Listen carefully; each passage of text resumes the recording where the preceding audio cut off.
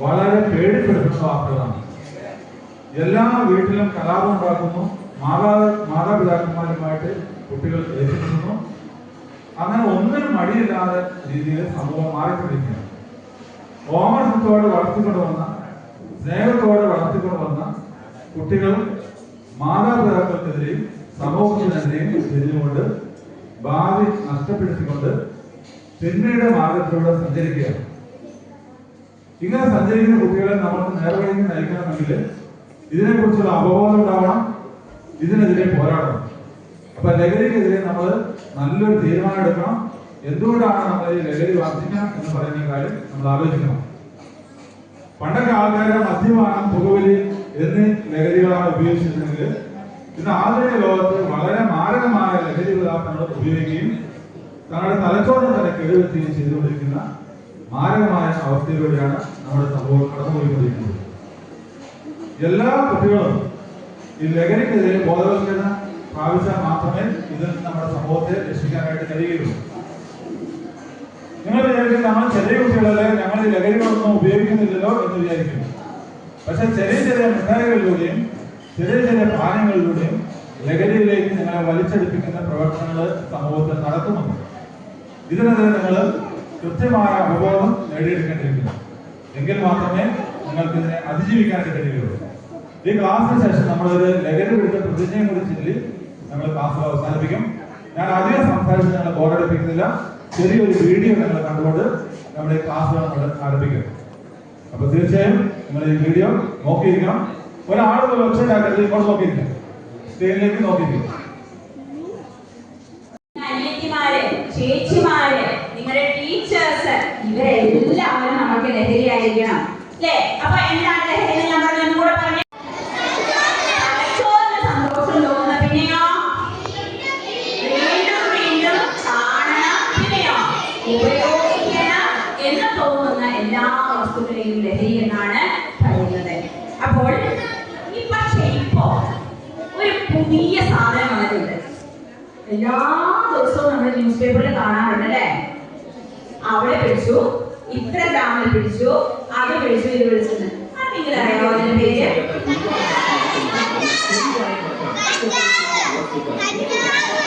ഞാൻ പറയാം, ഓക്കെ. അതിന്റെ പേരാണ് MDMA. കേട്ടോ? ഇവിടെ ആരെങ്കിലും ന്യൂസ് പേപ്പർ വായിക്കാറുണ്ടോ? ന്യൂസ് പേപ്പർ വായിക്കുന്നതിന് ലഹരിയായിട്ട് ആരെങ്കിലും എടുത്തിട്ടുണ്ടോ? ഒന്ന് കൈ നോക്കിക്കേ. ന്യൂസ് പേപ്പർ വായിക്കരുത് കേട്ടോ. ന്യൂസ് പേപ്പർ ആരും വായിക്കരുത്. ന്യൂസ് പേപ്പർ വായിച്ചാലേ നിങ്ങൾ നന്നായി പോവും. നന്നാൻ പാടില്ല. ഇല്ല, അപ്പൊ നമ്മൾ നന്നായി പോവും. ന്യൂസ് പേപ്പർ നല്ല ബുക്കൊക്കെ വായിച്ചാലേ അതൊന്നും ചെയ്തേക്കരുത് അല്ലേ? ന്യൂസ് പേപ്പർ വായിക്കുക. എന്റെ മോൻ തങ്കപ്പെട്ട മോനാ, എന്റെ പൊന്നു മോനാണ്. അവനൊന്നും അതൊന്നും ഉപയോഗിക്കില്ല. റെഡിയായി. അപ്പൊ അവനെന്ത് CCTV അങ്ങനെ കാണിച്ചു കൊടുത്തു. ഇതെന്താണ്? ഇതെന്റെ കൊച്ചിന്റെ കളക്ഷൻ ആണ്, ഹോബിയാ. ഈ മഞ്ഞ മഞ്ഞ പേപ്പർ പോലെ ഇല്ലേ, അതെന്റെ കൊച്ചിന്റെ സ്റ്റാമ്പ് കളക്ഷൻ ആണ്. എന്താണ്? സ്റ്റാമ്പ് കളക്ഷൻ ആണ്. ഞാനത് എവിടെ കണ്ടാലും ഞാനതെടുത്ത് ബുക്കിനകത്ത് ഒപ്പിച്ചു കൊടുക്കുന്നത്. അപ്പോൾ ശരിക്കുള്ള കാരണം നമ്മൾക്ക് ഇതെന്താണെന്ന് നമ്മുടെ ശരിയും തെറ്റും എന്താണെന്ന് നമുക്ക് ചൂണ്ടിക്കാണിച്ചു തരാൻ ആർക്കും പറ്റാത്തത് കൊണ്ടാണ് ഈ ലഹരി നമ്മൾ പിടിമുറുക്കുന്നത്. ഇനി ഒരു കാര്യം കൂടെ പറയാം. നമുക്ക് എന്തില്ല? പേടിയില്ല. ആരെങ്കിലും പേടിയുണ്ടോ? ആരെയും നമ്മൾക്ക് പേടിയില്ല.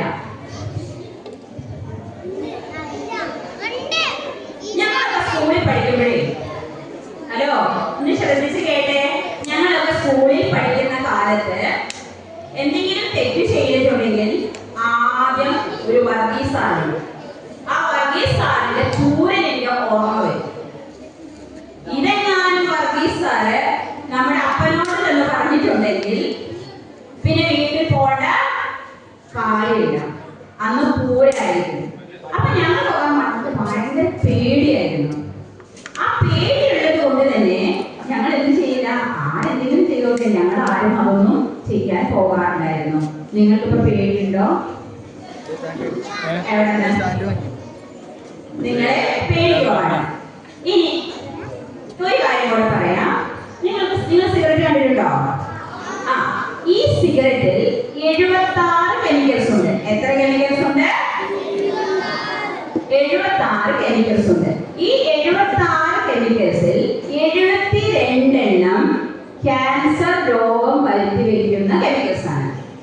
76 കെമിക്കൽസിൽ 72 എണ്ണം ക്യാൻസർ രോഗം വരുത്തി വയ്ക്കുന്ന കെമിക്കൽസ് ആണ്. അപ്പൊ നമ്മുടെ മുമ്പിൽ നിന്ന് ആരെങ്കിലും സിഗരറ്റ് വലിച്ചിട്ടുണ്ടെങ്കിൽ എന്തു പറയണം? വലിക്കരുത്. നിങ്ങളാണ് പറയുന്നത്. അതായത് ഭാവിയുടെ വാഗ്ദാനങ്ങൾ നിങ്ങളാണ്. നിങ്ങൾ ഒരുമിച്ച് നിന്നാൽ ഒരു ലഹരി വസ്തുവിനും നമ്മുടെ ഇടയിലേക്ക് കടന്നു വരാൻ സാധിക്കില്ല. സിഗരറ്റ് വലിക്കുന്നവരോട് പറയണം, നോ എങ്ങനെ പറയണം. അതെന്താണെന്ന് ചോദിച്ചാൽ കാര്യം പറഞ്ഞു കൊടുക്കണം. നമ്മള് കേട്ടില്ലേ? പറയാ നിങ്ങൾ പറയോ? ആ, അങ്ങനെ പറഞ്ഞിരിക്കണം. ഓക്കെ. ഇനി ഈ MDMA ഉപയോഗിക്കുന്ന ഒരാള് അയാൾ പറയുന്നത്, ഓ അത് ഉപയോഗിച്ച് കഴിഞ്ഞിട്ടുണ്ടെങ്കിൽ ഞാൻ പറന്ന് എന്തൊരു സന്തോഷാന്നറിയോ എന്നാണ് പോലീസുകാരോട് പറഞ്ഞ പോലും. അങ്ങ് പറന്ന് പോകുന്നു. എത്ര വർഷത്തേക്ക്? 7 വർഷത്തേക്ക്. ഒരു 7 വർഷം കഴിയുമ്പോ അവസാനം എന്തായി മാറും? ഒരു സ്കെൽറ്റൻ ആയിട്ട് മാറും. സ്കെൽറ്റൻ എന്ന് പറഞ്ഞാൽ അസ്ഥിമാംസം, ഒരു അസ്ഥിമഞ്ജരമായിട്ട് മാറും. സമൂഹത്തിനും കുടുംബത്തിനും എല്ലാവർക്കും ബാധ്യതയായി ഒരു എല്ലിക്കൂട് പോലെ നടക്കും ഈ സാധനം ഉപയോഗിച്ചിട്ടുണ്ടെങ്കിൽ. പിന്നെയോ ഇനി നമ്മുടെ എല്ലാവരുടെയും ഒരു സ്വഭാവമാണ് ആരെങ്കിലും നമ്മൾ ശ്രദ്ധിക്കണം, അല്ലേ?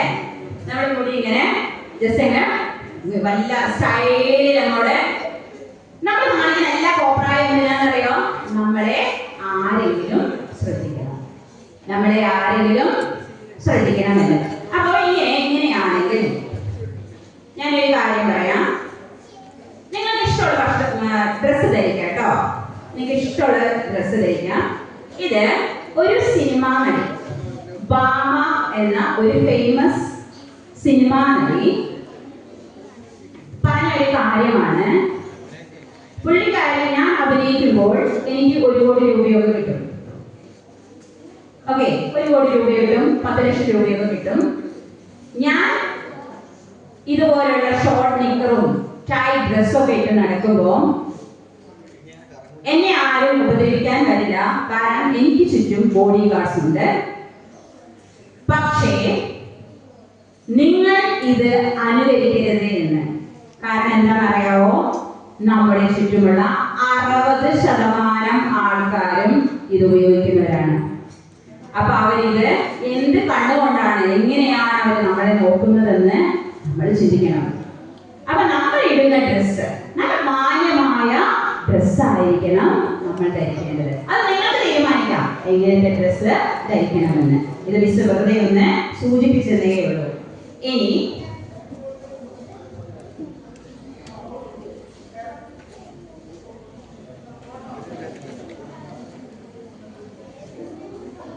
ഒരു കുട്ടിയോട് ഒരു സാറ് പറഞ്ഞു, മോനെ എടാ നീ പഠിച്ചില്ലെങ്കിൽ തോൽക്കും പൊട്ടാണ്. എന്താ പറഞ്ഞേ? നീ പഠിച്ചില്ലെങ്കിൽ തോൽക്കും എന്താ പറഞ്ഞേ? പൊട്ട എന്ന് പറഞ്ഞു. തോറ്റാൽ നിന്നെ ഞാൻ തല്ലും പൊട്ട. തോറ്റാൽ പൊട്ട. അതായത് പഠിച്ചില്ലെങ്കിൽ നീ തോൽക്കും പൊട്ട, തോറ്റാൽ നിന്നെ ഞാൻ തല്ലും പൊട്ട. ഇത് കേട്ടോ കൂട്ടുകാരും പറഞ്ഞു, എടാ ആ സാറിനെ പൊട്ടാന്ന് വിളിച്ചില്ലേ, നമുക്ക് എന്ത് ചെയ്യാം? ആരോടൊന്ന് പറയണം? നീ ഇത് വീട്ടിൽ ചെന്ന് അച്ഛനോട് പറയണം, നമ്മുടെ അപ്പനോട് പറഞ്ഞു. അങ്ങനെ വിളിക്കാൻ പാടുണ്ടോ? അപ്പൊ ഇത് ഇന്ന് നടക്കുന്നതല്ല കേട്ടോ, കുറച്ചു കാലം മുമ്പേ നടന്ന കാര്യമാണ്. ഇവൻ ചെന്ന് അപ്പനോട് പറഞ്ഞു. അപ്പൊ അപ്പൻ ചോദിച്ചു, മോനെ ഇന്ന് എന്താ പഠിപ്പിച്ചേ? പറഞ്ഞ് ഒരുപാട് കാര്യങ്ങളൊക്കെ പഠിപ്പിച്ചു. പിന്നെ നിങ്ങളോട് ചോദിക്കാറുണ്ടോ, നിങ്ങളുടെ അമ്മ ചോദിക്കാറുണ്ടോ സ്കൂളിൽ വന്നപാട് എന്താ സ്കൂളിലൊക്കെ നടന്നേ, നിങ്ങൾ എന്തൊക്കെ ഭക്ഷണം എന്തൊക്കെ ചെയ്തേന്നൊക്കെ ചോദിക്കാറുണ്ടോ? അതുപോലെ അപ്പൻ ചോദിച്ചു. അപ്പൻ അവിടെ കളിച്ചോണ്ടിരിക്കുവായിരുന്നു. അപ്പൻ ചോദിച്ചു, മോനെ എന്നാടാ എന്ന് ചോദിച്ചു. മോൻ പറഞ്ഞു, അപ്പ എന്റെ സാറ് പറഞ്ഞു പഠിച്ചില്ലെങ്കിൽ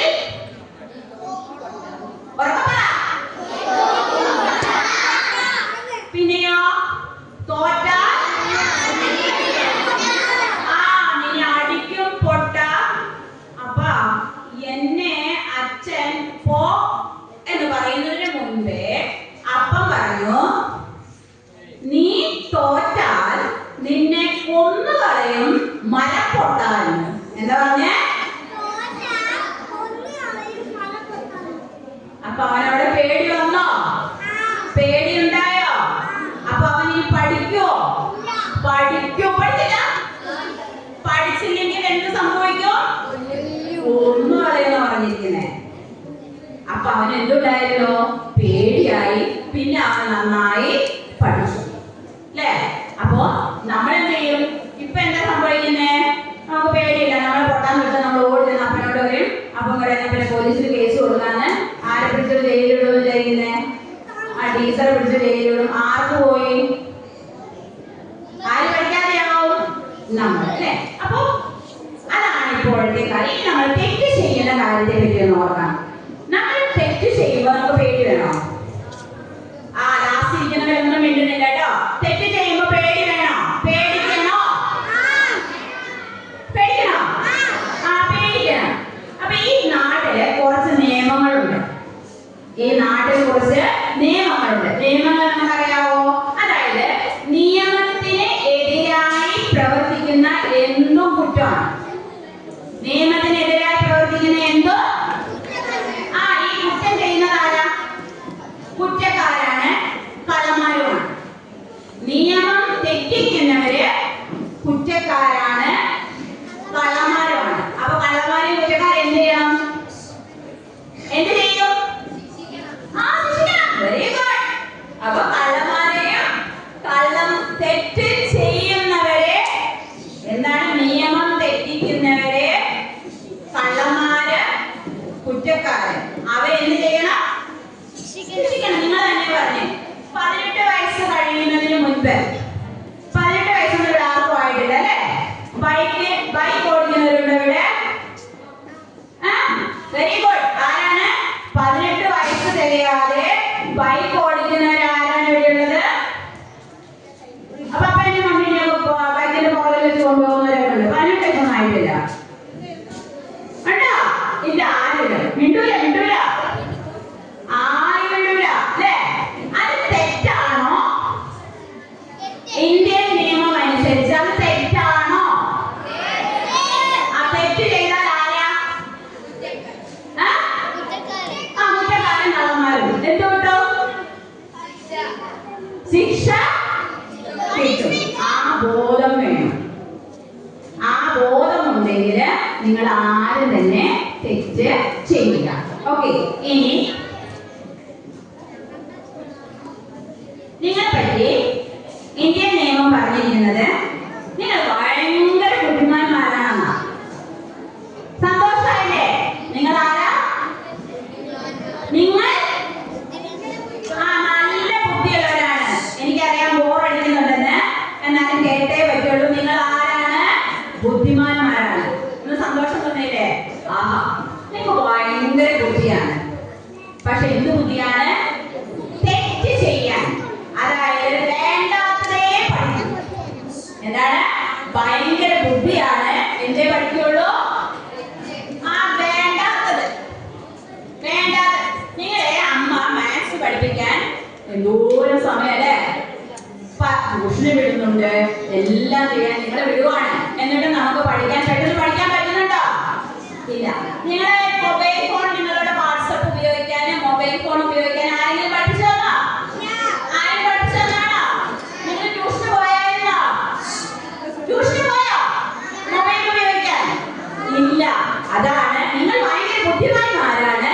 വേണ്ടാത്തതൊക്കെ ചെയ്യുന്ന കാര്യത്തില്, അതായത് വേണ്ടാത്ത കാര്യങ്ങൾ ചെയ്യാൻ നിങ്ങൾ ഭയങ്കര ബുദ്ധിമാൻ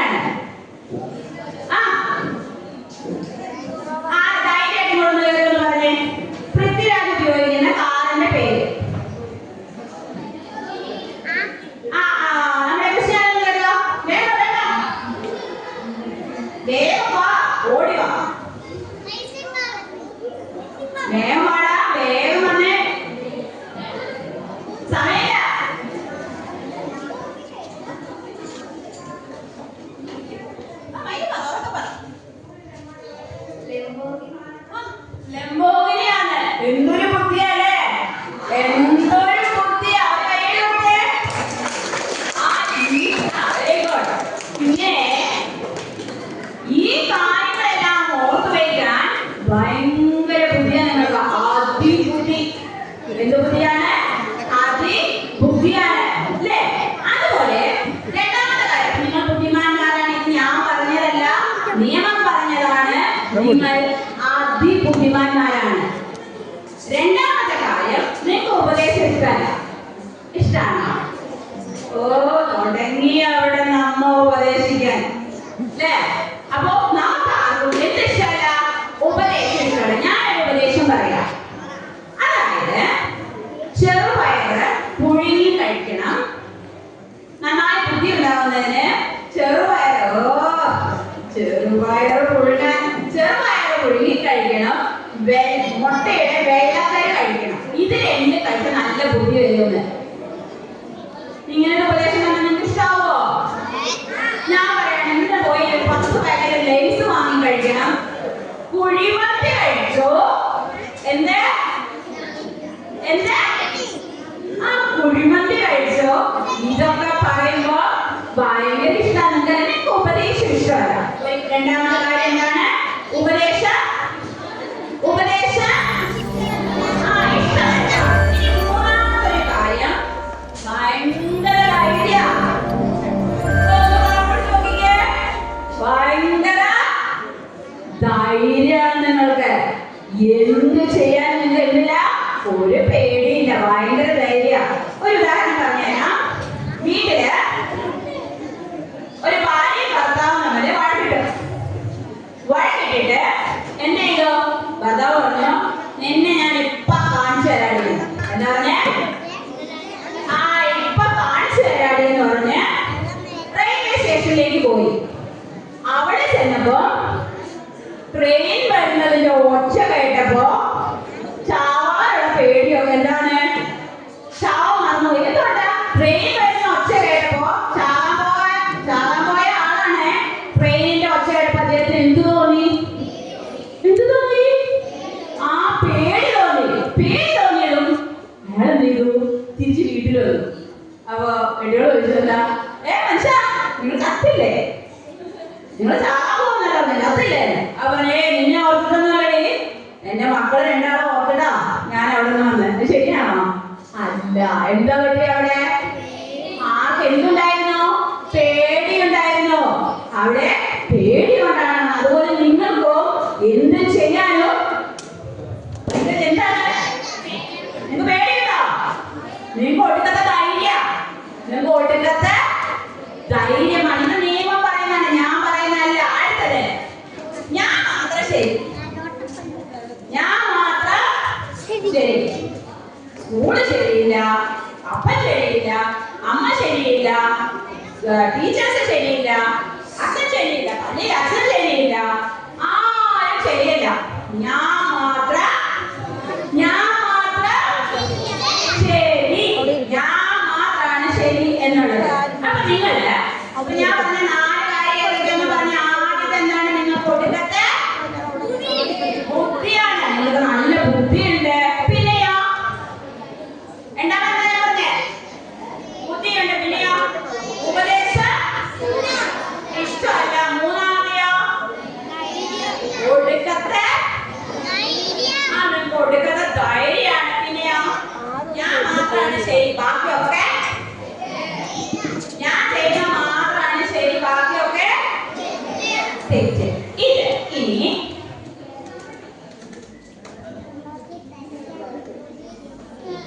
നമ്മള് 18 വയസ്സ് വരെ ഒരു വയസ്സ് തൊട്ട് 18 വയസ്സ് വരെ നമ്മളെ വിളിക്കുന്ന പേരെന്താണെന്നറിയോ? കുട്ടി എന്നാണ്. ആരാണ് നമ്മള്? കുട്ടിയല്ല, കുട്ടി. ആരാ? കുട്ടി. ആരാ? നിങ്ങളാരാ? കുട്ടി. അവിടെയോ? 1 തൊട്ട് 18 വയസ്സുള്ള എല്ലാവരും ആരാണ്? കുട്ടികളാ. അപ്പൊ ഈ കുട്ടികളെല്ലാവരും അന്തം വിട്ടവരാ. ആരാണ്? അന്തം വിട്ടവര്. എന്ത് ബൈക്കിൽ പോകുമ്പോ അന്തം വിട്ടൊരു പോക്ക. ബൈക്കിൽ കയറി കഴിയുമ്പോ പിന്നെ ആരാവൻ? Bike racer. ആരാണ്? ബൈക്ക് റേസറിന്റെ പേര് പറഞ്ഞേ? ആരാ ബൈക്ക് റേസർ? ജസീന്ത്യ.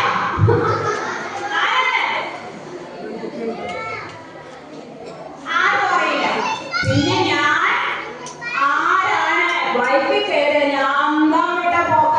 കാരണം നിങ്ങളെ കുറിച്ചല്ല, 1 വയസ്സ് തൊട്ട് 18 വയസ്സ് വരെ നിങ്ങൾ ആരാ?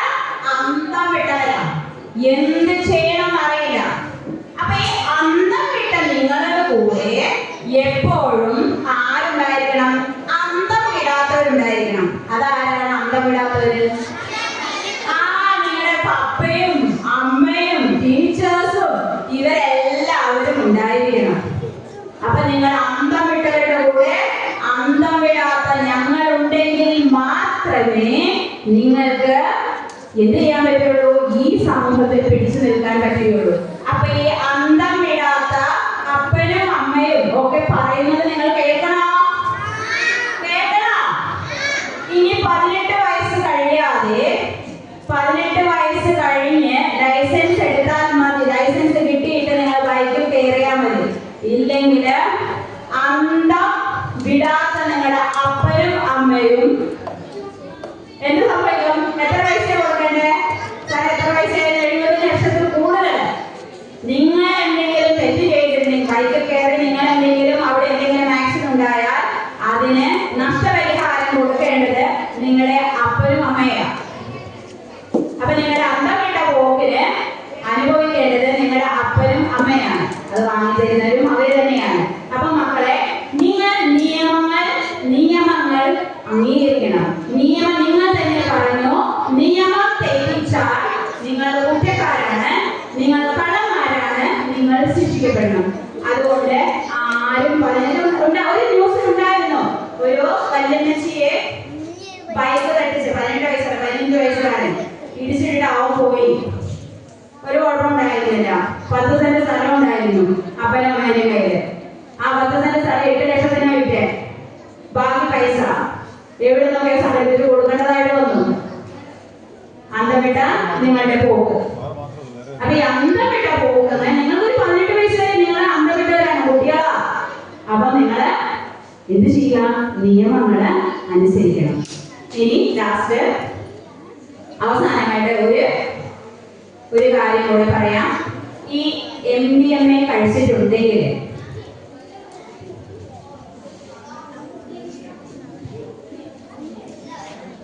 ഒരു ഗുണം, മറ്റൊരു ഗുണം ഞാൻ പറഞ്ഞത്, രാത്രി ഉറക്കമുണ്ടാവില്ല കേട്ടോ.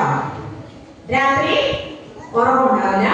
പിന്നെയോ, ഇത് നിങ്ങൾ 4 മണിക്കൂർ ഒരു ദിവസം ഒരു 4 മണിക്കാണ് നിങ്ങൾ ഉപയോഗിച്ചതെങ്കിൽ പിറ്റേ ദിവസം 4 മണിക്ക് നിങ്ങൾക്ക് അത് വേണം.